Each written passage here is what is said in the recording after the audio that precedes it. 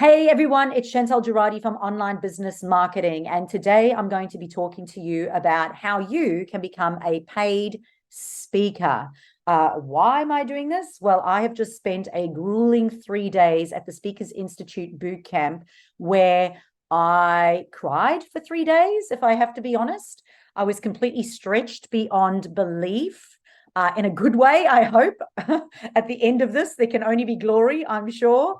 But I'm going to go through some of the biggest takeaways. And as I always say, I always give credit to where the information came from. This is not my own. It is the Speakers Institute. It is from the founder, Sam Cawthorn, and the CEO, which is Craig Johns. But I will also share with you then my personal takeaways on my experience and what I got out of the whole thing. The whole premise of this, of speaking, right, is that if you have a message that you feel is valuable and can impact someone's life, we want to be able to get that message out there, right? So in order to be able to do that, obviously we have to get our social media and our email marketing right so we can do that. But there are also opportunities out there for you to become a paid speaker. So the difference being right now, I speak probably 3 to 4 times per week, and maybe only 1 or 2 a month I might actually get paid for. The rest are all free opportunities that I get to share the valuable content I have as an expert with a community to then be able to upsell them into a program, which means it's education-based. You very much talking and telling to the audience and giving value, and then giving them the stepping stones to then build your email list or to work with them moving forward. The difference with a paid speaker, and I'm going to break it up for you in the different categories of it as well. But being a paid speaker means that actual organizations will pay you anything from $5,000 to $25,000 to speak for up to an hour on stage to their community. And then you may or may not get a soft sell at the end based on that. In my mind, I'm just going to have put this disclaimer in there, not even in my notes. So hopefully people are watching and not reading. But in my experience, an event is never free. You never present for free, ever. When you present, there are 3 things. If it's free, there are 3 things that you get. Number 1, heaps and heaps of photos of you and the crowd so that you can leverage that credibility. 2, the social media and email marketing promotion that they should be doing on your behalf to get people to that event and in front of you. The third one is testimonials, using that event to get testimonials. And you can do that through bribery, wrong word. I'm not really allowed to use that word, but only other word I can think of, through persuasion to say, if you leave me a testimonial, I will send you my social media content plan. As long as you don't ask for a positive one, you just ask for one. And remember, I always recommend that you do spoon feed them a little bit and say, I'd really like it if you could mention these things that you enjoyed. Okay, so event is never 3. You've always got to be able to do that. I'm going to throw in a bonus fourth. A bonus fourth is get them onto your email list. Now, some of the organizers will not give you the email list, which means at the end, you have to have something to give them that they will want and happily give you an email address for. So, for example, I will put up a QR code on the big screen to say, I've created this free resource specifically for you, which is a lead magnet. Put in your data, and I now have set up a lead funnel for those specific people. And it would be good if you could personalize it to those people. So that's 4 things. 4 things. If it's free, it's never free, but there's 4 opportunities that you have from a free speaking event. So for me, I was going because I want to be a paid speaker. I want to be on stage and I want to get paid for sharing. So one of the most important things that I learned is that it is a skill. I kind of thought, and I can do this. I can just get up on stage and talk for an hour, no problem at all. If someone is paying you $5,000 to $25,000 for an hour, you cannot disrespect them or your audience by coming up onto stage without credibility or without being speaker worthy. You just can't. Not only that, but you will destroy your credibility and you'll never get booked again. So if you want those opportunities, you've got to put yourself in uncomfortable positions like I just did recently in order to be able to do that.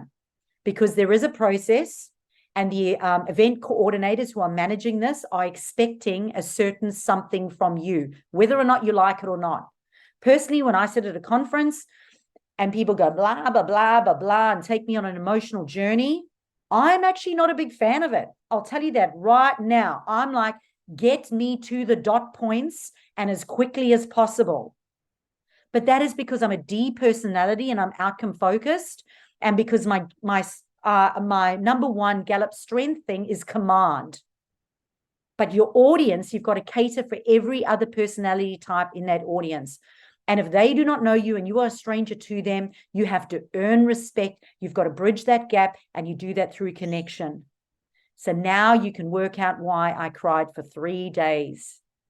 Because in that room, although I was probably, and I'm not saying this to gloat or anything, but whilst I probably had the most experience on stage and probably the most speaking events, the reality is the connection part and the story showing part was damn right uncomfortable for me to have to learn and do. So whilst they were getting stretched just being up on stage, I was being stretched in a whole different capacity. And they were grueling, absolutely grueling when they gave their feedback. But I know that it was in my best interest. So firstly, this is how you get stage ready. When you get onto stage, and this is actually something that I also learned from Ryan Tuckwood from Swish Academy, you have to anchor in a state of emotion, all right? And for everyone, it's very different. I find closing my eyes or even having a headset in to distract myself from the noise helps me. I then say gratitude. A lot of people will clap their hands to anchor it in, will clap their thighs to anchor it in. I actually like to clap my heart and put my hands up. Okay? And I go, yeah. And I just anchor it in after I've done my gratitude. But before you go onto stage, you've got to make sure that you have anchored yourself and that you are ready. Because I tell you what, it is nervous as hell when you're going on and you're suddenly in front of thousands of people and lights and cameras and distractions. Number 2, you have to break down limiting beliefs. Okay, I'm not going to go into this right now, but you can obviously understand that the stories that we tell ourselves are going to stop us from stepping into our purpose, and they're going to hold us back. So if you want to play a bigger game, you've got to work out what that is, and you've got to believe that you're worthy, and you've got to set new behaviors. All right. So whether or not that is setting up new affirmations or whatever, in order for you to get up on that stage, you have got to overcome your some subconscious beliefs.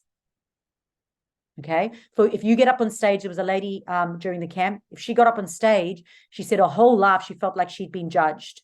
And today, when she got up on the stage, after about a minute or two, she had to walk off and had to restart. And she said, it's because my whole life I feel like people are judging me. That is a subconscious belief. It needs to be dealt with. We all have them. I've had them. I have them. Number 3, focus on your strengths and how people perceive your strengths. Okay, you have to understand what your human potential or purposes in this world is. And it's not about that purpose being right or wrong.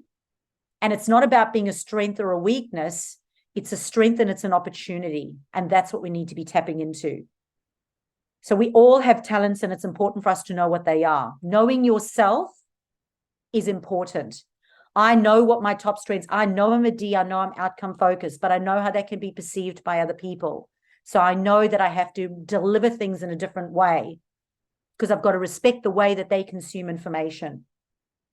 Me going out there and just telling them what to do is a command thing, and in a coaching capacity is absolutely fine. But when they're there to receive motivation or inspiration as part of a keynote presentation, it has to be easily digestible, relatable, and it has to connect. And the 4th one is it's a strategy, right? We always come down to the strategy part of it. You have to decide, what do you want to do when you head down your speaking avenue, okay? And you have to think about your speaking avatar. You've got to work out what your core idea or message is. You have to work out what your differentiating value proposition is, and you've got to work out who is the person that's going to put you in front of those people. And I'm going to share that with you. So for example, if I want to be in front of more business owners, if I can be at conferences, if I can do keynote presentations at conferences that have business owners in the audience, I can present to those people and then build connection with those business owners so then I can get them onto my email list and continue to nurture them. So who is the person that I need to be in front of in order to get those speaking opportunities? Event managers and coordinators. Okay, so here we go. Which type of speaker do you want to become? There are 5 of them. So number 1, and just think of which one you want to do. They said to us that in a 12-month period, you should choose one avenue to focus on. Okay, and I'll get you to guess what mine is in the chat box for our live audience. You guys can check which one I went for. So number 1 is entrepreneur employee. So you currently are a manager, a leader, a corporate professional. Therefore, the person that you need to speak to is the direct senior leader.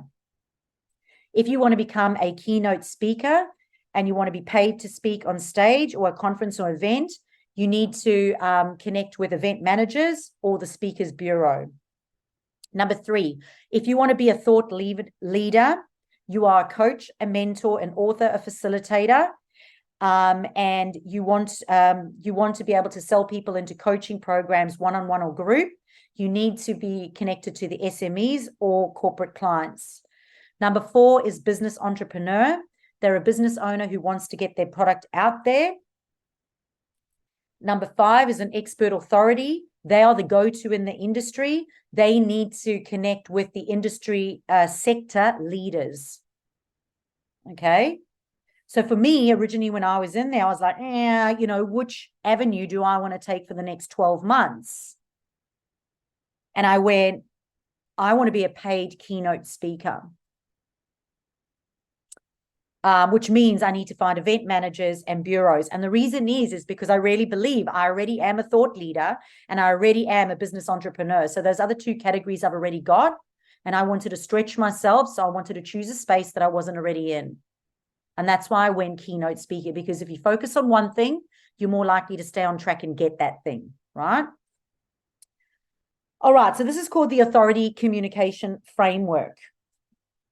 And it's how you basically break up your presentation or your speech. Okay. This can be done in a short little pitch. A short little pitch that you might use as part of your bio, your elevator pitch, or it can be broken up into a 6-minute presentation, which is what we needed to do. So firstly, you start with the problem. Have you ever felt? Is how you start it. So you start with the problem. Have you ever felt? And you want to take them into crisis and emotion. Number 2, you want to introduce an idea. I have found that, and this is where you want to put in one disruptive idea. Now, how do you come up with what that disruptive idea is? Well, number 1, you can disrupt a common phrase. Number 2, you can create standout words. Or 3, you can make up a cool word. So for me, looking at my one disruptive idea, I went with playology, unleash your inner player. So you can see that's in a disruptive idea because I'm telling people to get offline more so that they can do better online. And then I'm thinking as a keynote presenter, will they pay me to teach that message to those people? And yes, they will, because mental well-being is absolutely important right now.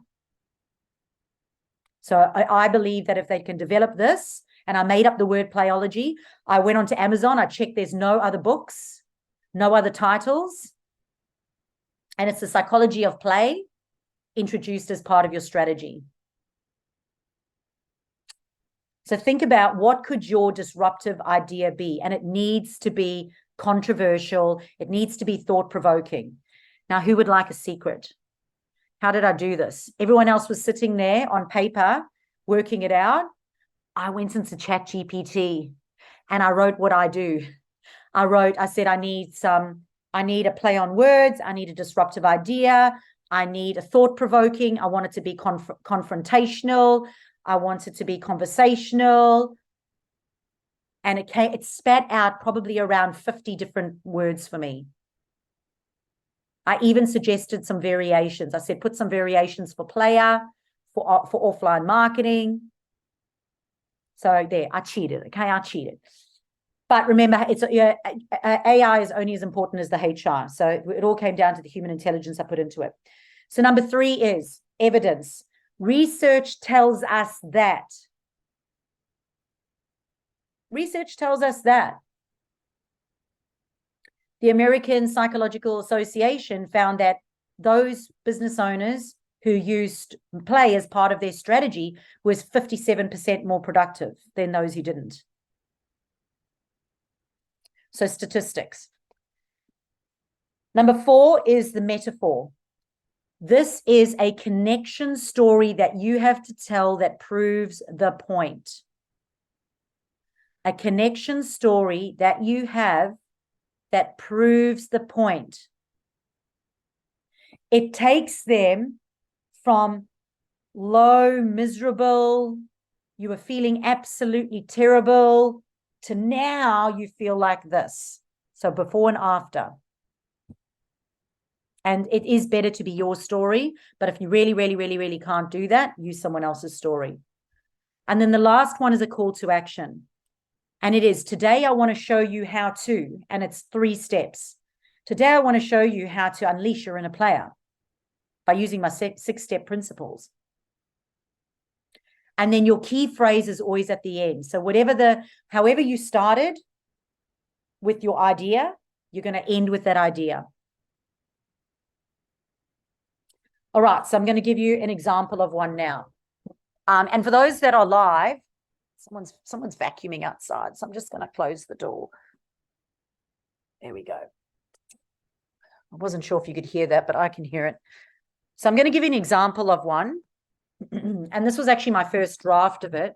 Since then, I've actually got a couple of better drafts, but I just didn't have them up. But I'm just going to go through it. Have you ever felt stressed and overwhelmed navigating your online business? For far too long, we've been taught to outsource it or to gamble on paid advertising. And all we end up doing is spending more time online. And that doesn't mean we make more money, right? We have found that when you embrace playology as part of your strategy, you can amp up your online marketing performance.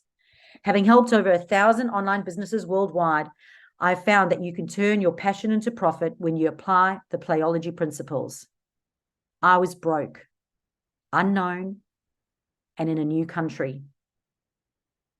I had no tech experience, and I felt myself going to bed crying most nights, wondering if I had the capacity to start all over again with my 3 daughters under the age of 5.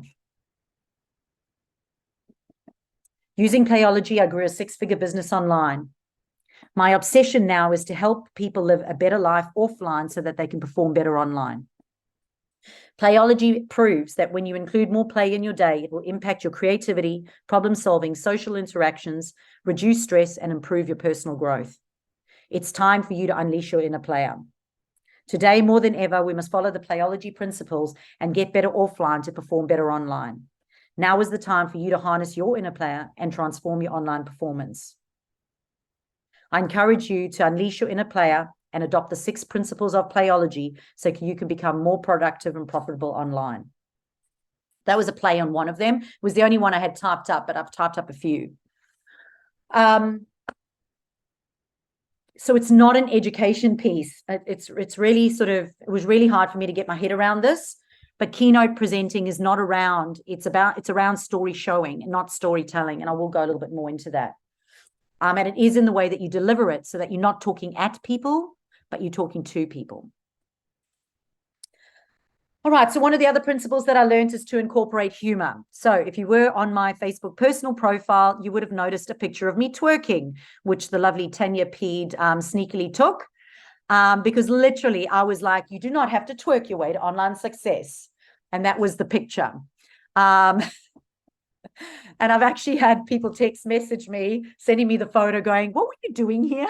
And I went, you obviously don't know me very much. They were like, were you like showing your booty to like, it's like, you obviously don't know me very well. So yeah, so for those of you, yeah, you would have seen it online. So incorporating humor is obviously really important. You want to take people on an emotional roller coaster ride. So this is the 3-step way to incorporating humor. First, the quick step. Okay, so a simple story. All right. So here I was in a new country, no tech experience at all, trying to work out how I'm going to grow an online business and feed my family. Okay. The second part of that now is raise the stakes. So out of nowhere, thinking OMG and amp up the energy. You wouldn't believe it. My husband then walks in the door and says he's being made redundant. And not once, but this is the second time in 4 years. So you raise up the stakes. And then the twist for humor is upend the expectation, say something that wouldn't normally be said. And then you won't believe it. They tell you to be consistent online, but doing what? And they tell you to set up a TikTok channel. No one's going to want to see me twerk my way to success. So you add a bit of humor into it. So you see how you take them on an emotional roller coaster ride. So quick setup, simple story. Here I was doing this. Second part is raise the stakes out of nowhere, amp up the energy. And the third part is add in a twist that they weren't expecting. So now I literally have dot points of takeaways. So some of them are self-explanatory, so I'm not going to go into them too much. But number one, obviously, posture is really important. Posture and where you're looking. They have this thing which is called BBI, belly button insecurity. And the irony was I never thought that I ever did it until they mentioned it. And suddenly, I don't know if it's because they mentioned it, I started doing it, a belly button insecurity. So remember, it's always hands open, never hands closed. Number 3 is voice projection, making sure that you are as big as the room. But remembering that you can still bring it down and bring it back up again, which is the pace and energy timeline, which is number 4. So you need to offer tonal variety to take them on an emotional roller coaster ride. High energy, laughing games to emotional and reflective. Stay grounded. So we found a lot of people were swaying. I apparently do this, kind of kick my foot from one to side. So you want to no swaying. You can take a side step and a side step. You can go 1 meter backwards and to each side on a small stage. Watch out for your gestures. Keep your elbows in and keep your gestures to a minimum. Speak in sound bites. So speak as if you were tweeting. So not like you're reading a story, but you are showing a story. So speak in sound bites, tweetable phrases. Story showing, as I've mentioned, is not about storytelling. Now, what they do is when you're on stage, when you reflect to the past, you take 1 step and you reflect to the past and you look down. When I come to the present, I stand in the center and I go back to the audience here and I engage them. And when I'm thinking about the future, I step to the next side. So here in South Africa, I moved here, broke, overwhelmed, stress, couldn't feed the family. Can you imagine 5 of you living on 1 salary and no Centrelink or welfare? So there I was. So you see how they step and they go in and out, right? Cool. When you get my video, now that you've watched this, when I get my video from it, I will share it with you and you'll see the presentation. You'll be able to note and go, that's what she's doing. So there's power in the pause. You'll notice I'm doing a lot more pausing and I'm allowing you to consume the information. I'm allowing you to think about it. You can tell while I was crying for 3 days, hey. There were tears in those pauses. Stage contamination. not pushing your trauma on others. So when you have trauma, that is why they look down and they go here, as opposed to, I was raped and I was abused and I was this and I was that, because you don't know who's in the audience and you don't know what they're going through. So you never, it's called stage contamination. You never throw it at them. Never throw it at them. You take it to the side. So it's not a part of them. It's disconnected. Don't talk at the audience. Using WIFM to engage the audience. So every now and then coming back to the audience and going, have you ever felt? Can you imagine? Could you even comprehend? So just coming back to them from that story showing to engage them. It's always connection before content. So if you follow that format that I gave you before, that format takes you through the connection, then the connection, then the content. So you'll notice the story comes before the call to action. The metaphor comes before the call to action. You need to grab their attention from the start. So as you saw that a question's really good. Who here hates being online? Who here's got better things to do than be online? Okay. Another thing they said is when you put up your hand, put up your whole hand.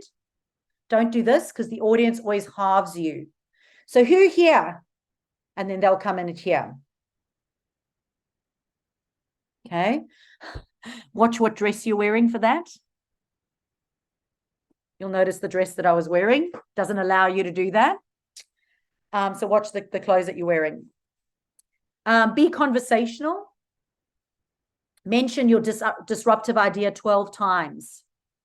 So if Leah comes up with something like, I don't know, smellies for the smellless affected or something, and she comes up with like a disruptive, like smellies for the smelling deprived, or, put into ChatGPT. I'm sure it's going to come up with some fun ideas for you, but mention that. You mention it at least 12 times in a 6-minute period.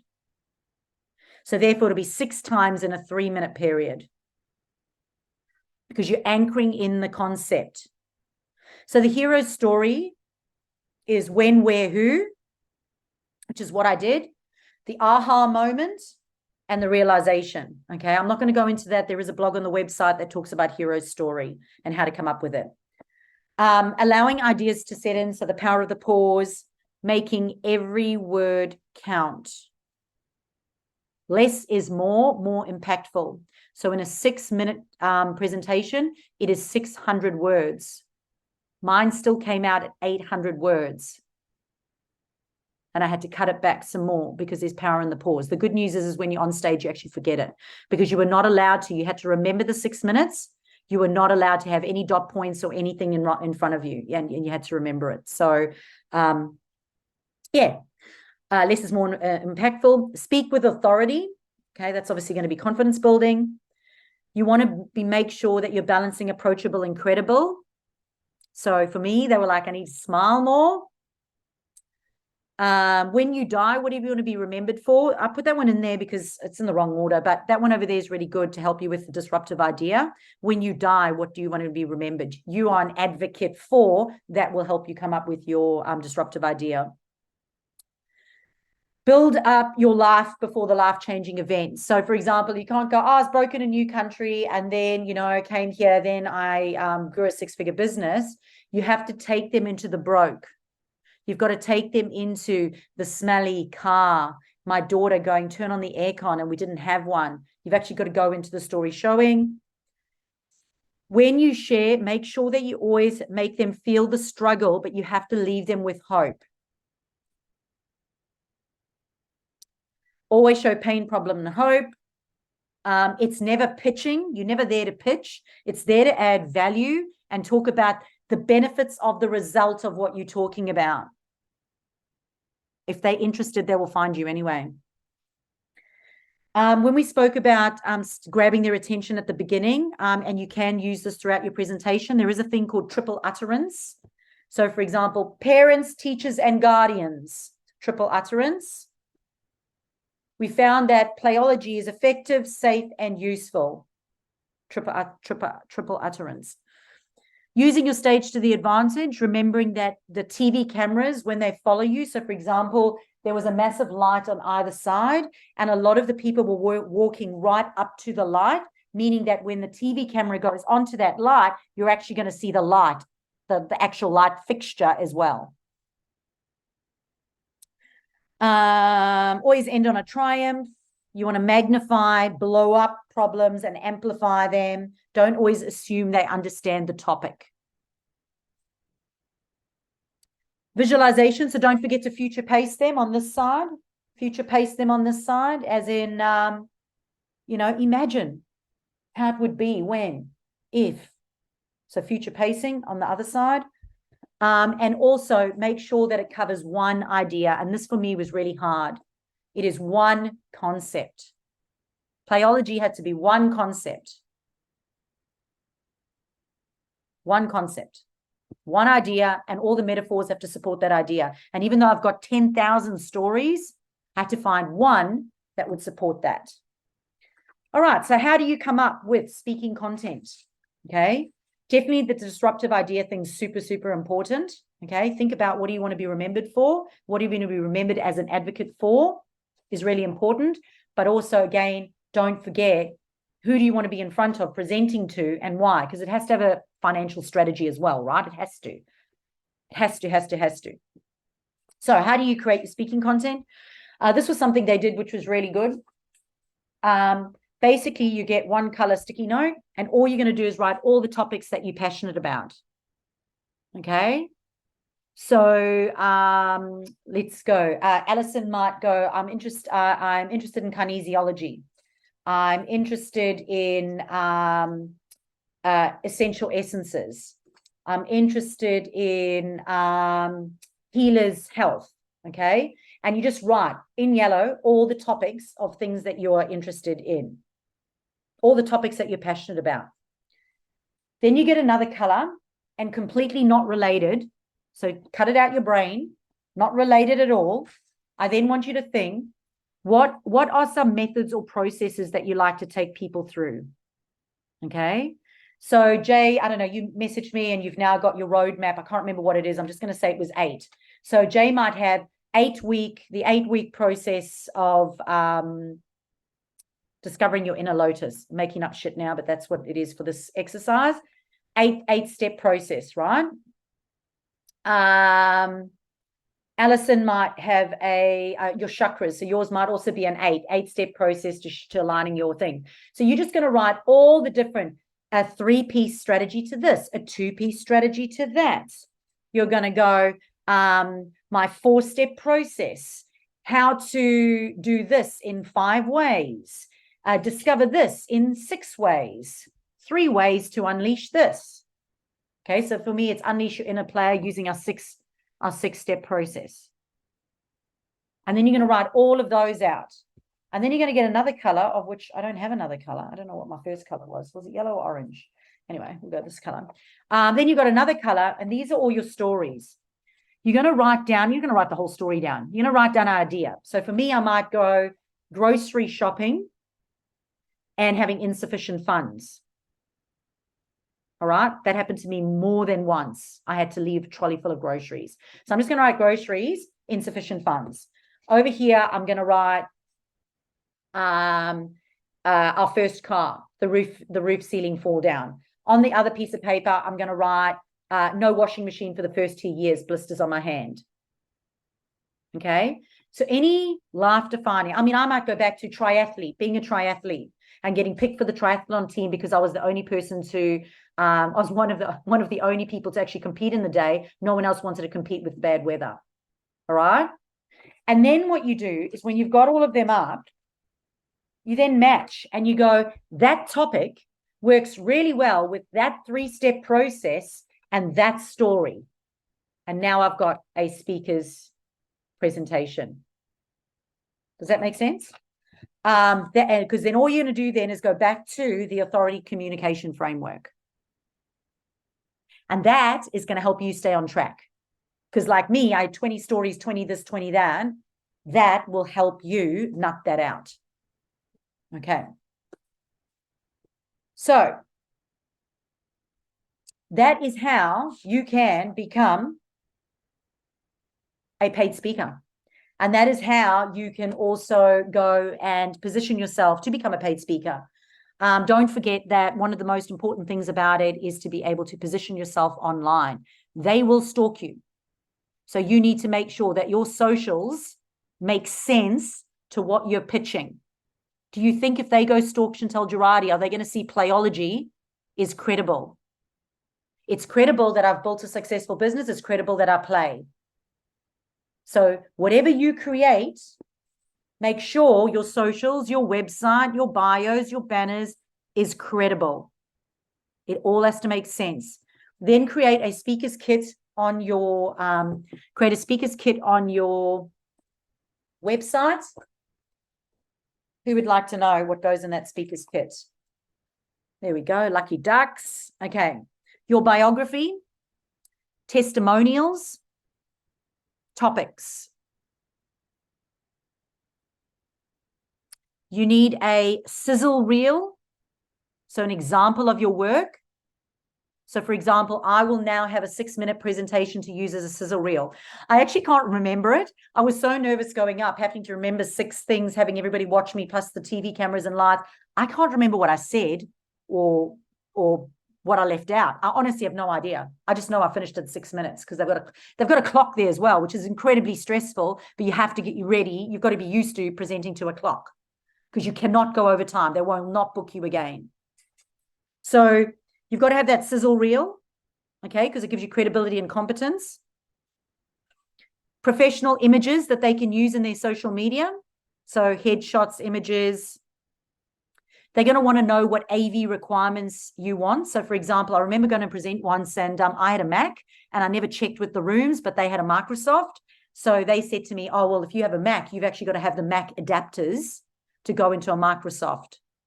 So if you write their AV requirements, you've got a Mac, at least then that would have brought that to the surface earlier for me. You can have an introduction on there to talk about who you are and what you're wanting to achieve from these speaking opportunities. A website is nice. Social media platforms is nice. And then what you want is publications. So for me, I don't know, some of you I've reached out to. I think Daryl I reached out to, Alison I reached out to. And I said, for those of you who've been featured in the media, can you send it to me? Because I've got clients that are featured in the media and I'm going to have that. And I'm going to have Chantal featured in the media here. So they have pictures of me up on stage presenting. What did I say at the very beginning? When you present for free, it is never for free, because I gave you 4 things that you should be getting out of that free presentation, which means you're now getting your money's worth. And part of that, get pictures of you on stage with a microphone. Get pictures of you behind a big audience on microphone. There is actually an AI site. I'll have to find it. It's somewhere. I don't know where. But there's an AI site where you can go put me in and put a massive audience of 1,000 people in the audience, and it will actually create the image for you. I'm hoping that you don't need to do that and you just go and you get them, because the best way for you to improve your speaking is to go get some experience. Go speak at schools, go speak at libraries. Just increase your proximity to the people that you want to speak to. All right. So for those who are watching on YouTube or through the website, I'm Chantal Girardi from Online Business Marketing. Thank you so much for listening. If you do want to be part of the live audience, you simply just need to book a call to find out how we can work together one-on-one or become a VIP. The benefit of doing that is that you get the networking and the little chin wag before we start, which you don't get to see. And you get the Q&A and the feedback after I'm about to switch you off. So if you want to, just check in the comments below or send me an email. Let me know how you can be part of the VIP program.